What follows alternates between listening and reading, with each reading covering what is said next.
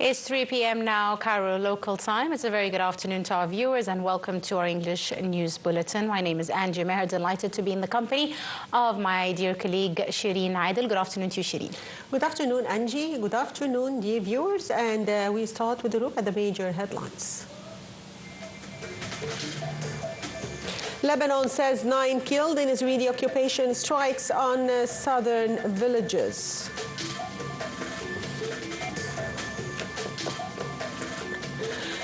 Syrian army confront attack by SDF forces in Deir ez-Zor.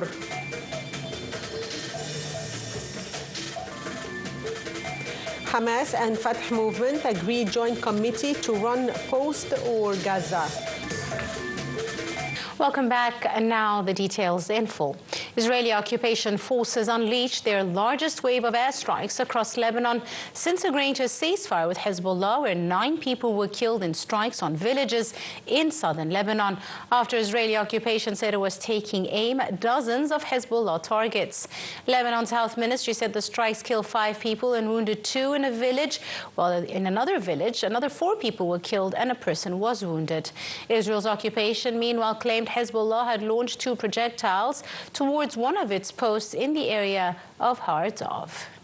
And still in Lebanon, where top Lebanese officials have urged Washington and Paris to press Israel to uphold ceasefire after dozens of military operations on Lebanese soil that Beirut has deemed violations. Lebanon's caretaker Prime Minister Najib Mikati and Speaker of Parliament Nabih Berri spoke to officials at the White House and French presidency and expressed concern about the state of the ceasefire. French Foreign Minister Jean-Noël Barrot spoke to his Israeli counterpart, saying both sides should adhere to ceasefire. U.S. State Department spokesperson also said the ceasefire is holding, and the U.S. had anticipated there might be violations. The United Nations Security Council will hold an emergency meeting on Syria on Tuesday following a lightning offensive by factions who captured swaths of the country's north from government forces. Meanwhile, a war monitor said armed factions battled army troops as they advanced towards the city of Hama in central Syria. Clashes have erupted in the northern countryside, where factions managed to seize several cities and towns in the last few hours. Earlier, the Syrian state news agency said the Syrian army and allied forces confronted an attack launched by forces affiliated with the Syrian Democratic Forces Alliance in the northern countryside of Syria's Deir ez-Zor province. However, UN Secretary General Antonio Guterres said he was alarmed by the escalation of violence in Syria and called for an immediate end to fighting that his organization says has displaced nearly 50,000 people. Participants at Cairo Ministerial Conference, which was held under the auspices of President Fattah el-Sisi to enhance humanitarian response in Gaza, agreed on the importance of increasing emergency humanitarian aid to the enclave and its delivery to Palestinians in need of assistance. The final communique of the conference stressed this point, with Foreign Minister Badr Abdulati saying participants vowed big assistance to Gaza. The Foreign Minister said Egypt will continue to exert utmost efforts to stop Israeli occupation forces' aggression. Addressing that final communique, Abdulati stressed Egypt will firmly stand against any attempt to liquidate Palestinian issue and relocate Gaza's population. The Palestinian movement Hamas and Palestinian President Mahmoud Abbas's Fatah party have agreed to create a committee to jointly administer post-war Gaza. Development was reported by negotiators from both sides on Tuesday. Under the plan, which needs Abbas's approval, the committee would be composed of 10 to 15 non-partisan figures. 15 of 27 vehicles in central and southern Gaza Strip were also out of operation due to fuel shortages. The U.S. Secretary of State Antony Blinken discussed the Gaza ceasefire in a meeting with the Israeli Minister of Strategic Affairs Ron Dermer. State Department spokesperson Matthew Miller said that Blinken also asserted the importance of increasing emergency humanitarian aid to the enclave and its delivery to Palestinians in need of assistance, adding that Israel must facilitate the entry of humanitarian aid to Gaza. Blinken also discussed the developments in Lebanon.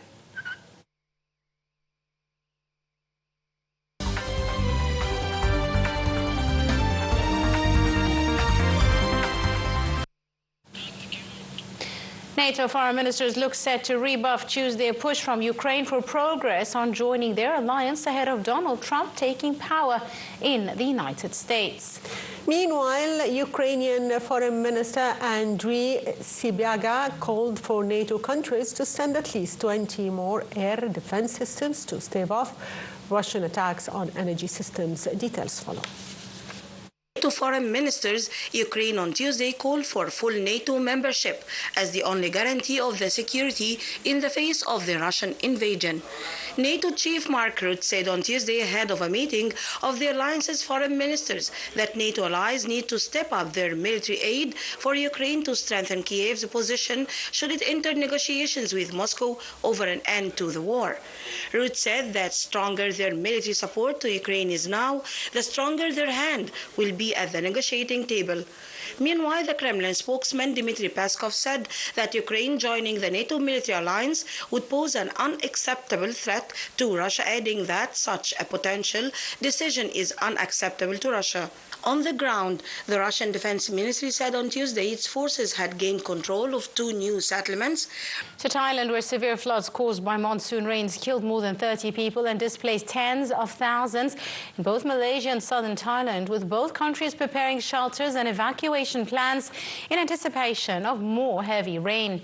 Malaysian Prime Minister Anwar Ibrahim said 5 days of heavier than expected rain that battered the country's east coast last week was equal to the rainfall over the past 6 months.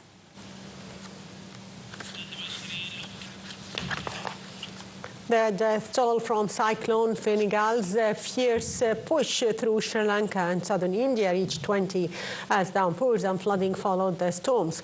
A week after its winds calmed, Fenigal made landfalls in India's Tamil Nadu state, bringing the highest 24-hour rainfall seen in 30 years to nearby places before weakening to a normal low-pressure weather system overnight. More deaths were reported on Sri Lanka after the cyclone skirted the island nation on Friday, bringing intense rains that triggered landslides.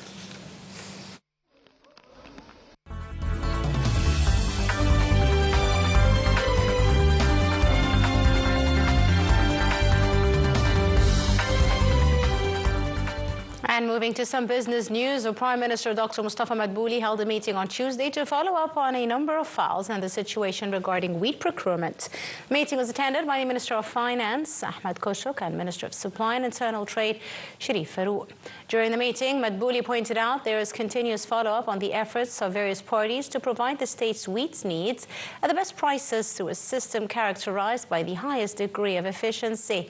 During the meeting, the Minister of Supply and Internal Trade stressed the efforts of the ministry in cooperation with various concerned parties to provide the state's wheat needs and build a comprehensive strategic stockpile. For his part, Minister of Finance highlighted the ministry's continued commitment to provide the necessary credits to various state agencies to supply wheat according to the agreed-upon timing. Deputy Prime Minister for Industrial Development and Minister of Industry and Transport Kamil Al-Wazir is currently in a visit to Italy, where he held a series of important meetings with a number of heads of major international companies specialized in railways and smart transportation fields. During the meetings, Al-Wazir discussed what has been accomplished in various transportation projects in Egypt. He stressed the need to adhere to the time plan to complete all projects of this stage, with special importance to activate a reduced accident rate system.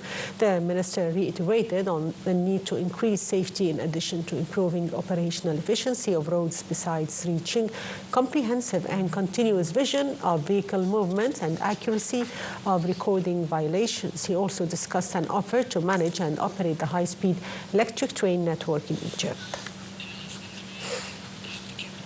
To global markets, European and Asian stocks rallied on Tuesday after tech companies spurred Wall Street to record highs overnight, whilst the dollar steadied after jumping the previous day. Europe's Stock 600 index rose 0.42% and Britain's FTSE 100 climbed 0.62%. France's CAC 40 was up 0.38% after failing to rise along with other European indices on Monday as the government there teetered on the brink of collapse. Japan's tech-heavy Nikkei stock index rose 1.91% and the MSCI Asia index, which excludes Japan, climbed 1.16%. The dollar index, which tracks the U.S. currency against 6 others, was lost down 0.1%, and the euro climbed 0.21% to $1.0519 after dropping 0.74%, whilst the pound rose 0.11% to $1.2672.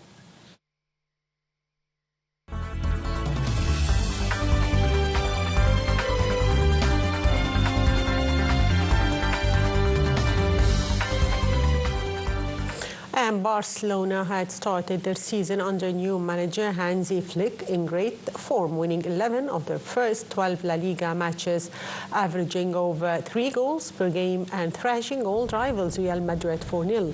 Defeats against Real Sociedad and La Palmas cut Barcelona's comfortable 9-point lead in the standings to just 1, and Flick is now under pressure to break the winless run against Mallorca on Tuesday.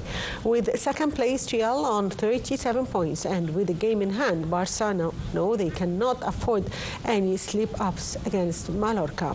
Flick said he did not think the players were suffering an attitude problem. Instead, they just needed to show more focus on details.